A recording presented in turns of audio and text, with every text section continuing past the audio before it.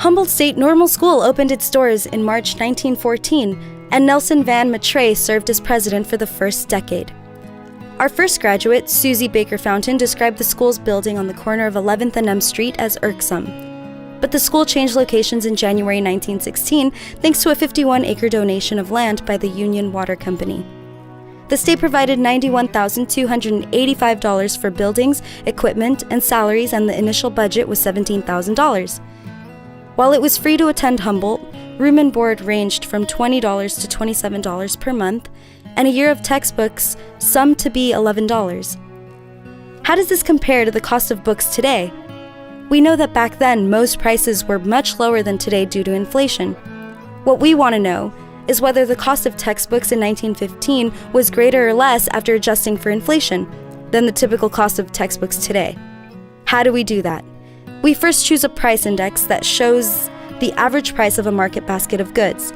We then divide the price of textbooks in 1915 by the price index in 1915 to get the real or inflation-adjusted price of textbooks. Our price index in 1915 was 0.0446, which means that $11 spent on textbooks in 1915 is the equivalent of $246 in today's dollars. The College Board estimates that a year's worth of textbooks costs students $1,253 today. So, textbooks really were quite a bit cheaper in 1915, even after adjusting for inflation. The school's early enrollment peaked in 1917 at 159 students and dropped to a low of 59 students in 1920 due to World War I and stricter entrance requirements.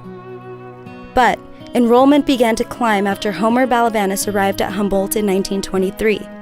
Homer was Humboldt's first economist and also taught French and sociology. He became known as Mr. Humboldt and was a dedicated faculty member and educator for the next 3 campus presidents.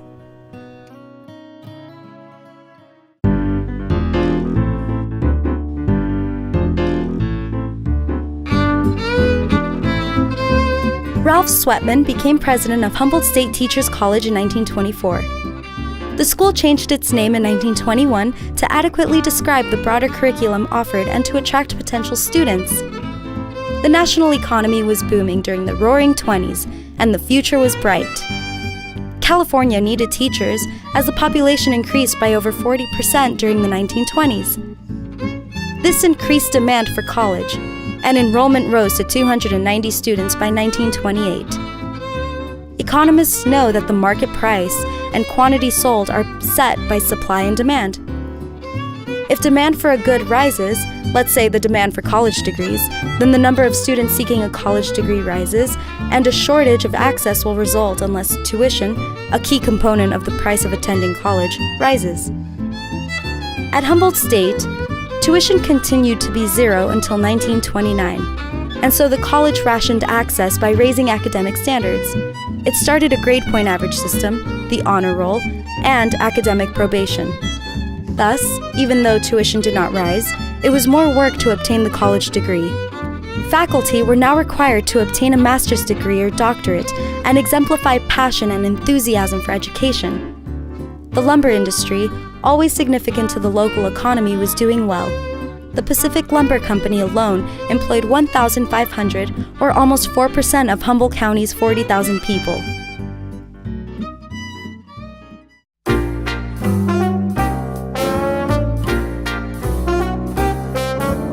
Arthur Gist became the 3rd president of Humboldt State Teacher College in the fall of 1930, which changed its name to Humboldt State College in 1935.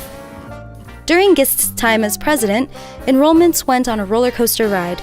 The Great Depression was the largest recession the U.S. ever faced, and it had an impact at Humboldt State. The unemployment rate was 25%. The unemployment rate is calculated by dividing the number of people unemployed, those without a job and looking, by the number of people who want to work, which we call the labor force. The labor force is made up of people who are currently employed along with the unemployed. Young people who could not find a job went to college. This increase in demand raised enrollment, and per semester tuition rose $1.50 to $6.50, or $25 to $115 in inflation-adjusted dollars. The country needed soldiers during World War II, and demand for college fell. Enrollment dipped from 430 students in 1939 to 159 students, mostly women, in the fall of 1945. After the war and Great Depression, many people moved to California, and ex-soldiers could pay for college with the GI Bill. Enrollment rose to 650 students in 1946. When President Gist arrived, Humboldt State Teacher College offered 3 credential programs and had 27 faculty and 372 students. When he left 20 years later, there were 31 degree programs, 47 faculty, and 751 students.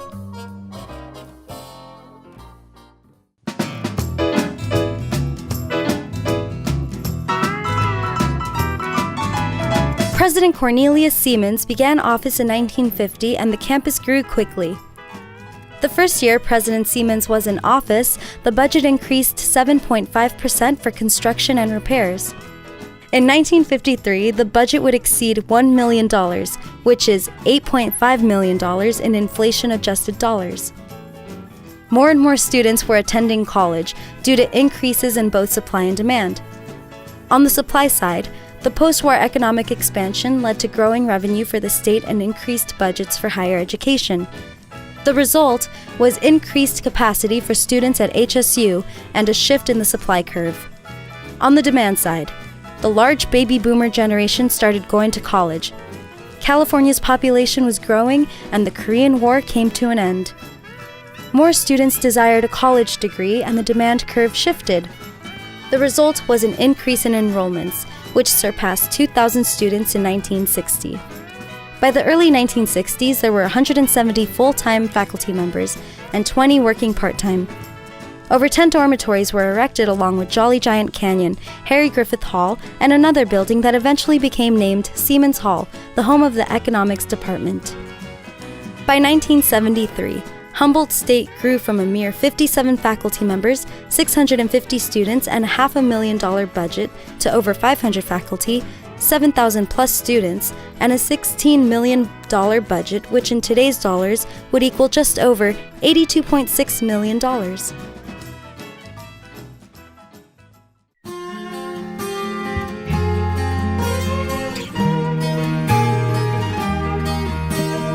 Alistair McCrone became Humboldt State's 5th president in 1974. That same year, the school changed its name to what we now claim as Humboldt State University. The college was now a major employer in the region and a big part of the local economy. Economic professor Theodore Ruprecht analyzed HSU's economic contributions to the county in 1978 and found that the university directly injected about $40 million into the economy each year, representing about 5% of the total annual income of the county. Ted Ruprecht was, one of those professors that you meet and you think, this is a professor. I mean, he's the kind of guy with the patches on the elbow and the studious nature, and he always kind of had this thing going on. Very personable, very smart, and really knew, you would ask a question and he would, and this is just my recollection of him, but he would process it for a second before he would answer, so he could, I guess in my case, probably dumb it down a little. Limited state funds for financial and capital growth and fewer college-aged people in the late 70s and 80s meant declining enrollment. This resulted in layoffs of faculty and employees of the university. Enrollments began to slowly rise in the 1990s. Tuition prices continued to increase during this period. In 1993, tuition per semester for a full-time student was $891, which calculated for inflation-adjusted dollars is equivalent to $1,420 today. The Employer Partnership Campaign was founded in 1983 and continues today. The program works with local businesses to help fund the campus. In 1988, it raised $50,000. Attending Humboldt State University provides its graduates with human capital, which is the knowledge that is useful in the workforce. This knowledge, along with experience and better tools and technology, raises worker productivity. In the long run, worker productivity determines a worker's wage. It's always been the case that college graduates earn more than high school graduates. But since President Macron began his presidency, the premium paid to a college graduate has increased.